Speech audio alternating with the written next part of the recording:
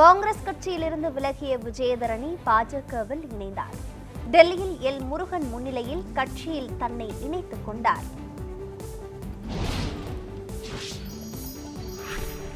காங்கிரஸில் கிடைத்த மோசமான அனுபவத்தால் பாஜகவில் இணைந்ததாக விஜயதரணி விளக்கம். பெண்களுக்கு முக்கியத்துவம் வழங்கும் கட்சி பாஜக எனவும் புகழாரம். பாஜகவில் இணைந்த விஜயதரணிக்கு அண்ணாமலை வாழ்த்து. தமிழக பாஜகவிற்கு மேலும் வலு சேர்ப்பார் என நம்பிக்கை. தமிழ் மாநில காங்கிரஸ் இதுவரை எந்த கூட்டணியிலும் இல்லை.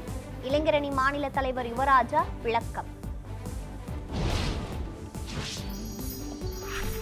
தொகுதி பங்கீடு தொடர்பாக திமுக இன்று மீண்டும் பேச்சுவார்த்தை. மதிமுக, இந்திய யூனியன் முஸ்லிம் லீக் கட்சிகளுக்கு அழைப்பு.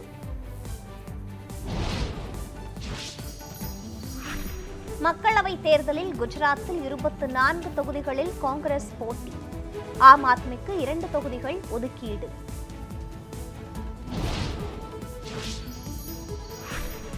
கோவாவில் உள்ள 2 மக்களவை தொகுதிகளிலும் காங்கிரஸ் கட்சியே போட்டி. ஹரியானாவில் 9 தொகுதிகளில் காங்கிரசும் 1 தொகுதியில் ஆம் ஆத்மியும் போட்டியிட முடிவு.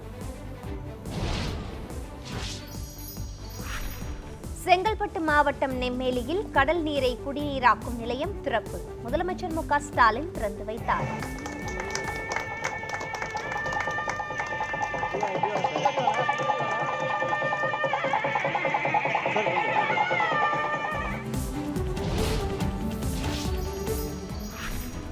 கடல் நீரை குடிநீராக்கும் திட்டம் தனது இதயத்திற்கு நெருக்கமானது என முதலமைச்சர் பேச்சு.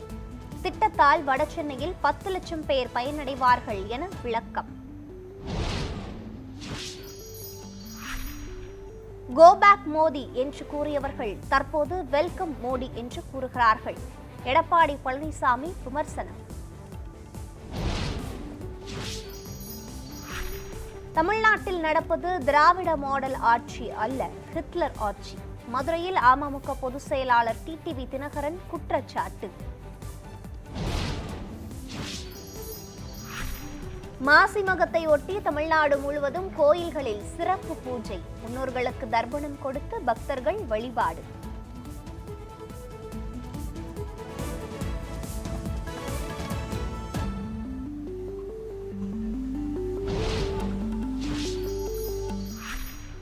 தமிழ்நாட்டின் பல்வேறு பகுதிகளில் களை கட்டும் ஜல்லிக்கட்டு. ஆயிரக்கணக்கான காளைகள் பங்கேற்பு.